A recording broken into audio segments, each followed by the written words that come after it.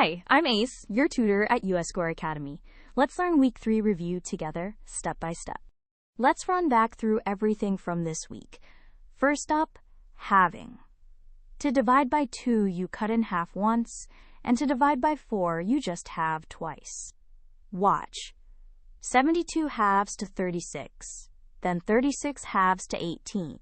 So 72 divided by 4 is 18. Next, the divisibility detectives. To check divide by 3, add the digits.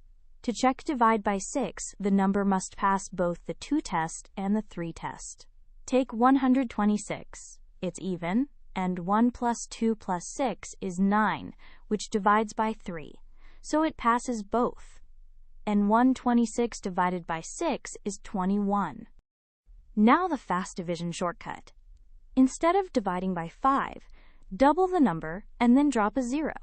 Try 240 divided by 5.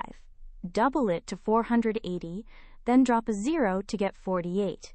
Way faster than long division. Last, fractions. Equivalent fractions are the same size in a different costume, so 1/2 equals 3/6.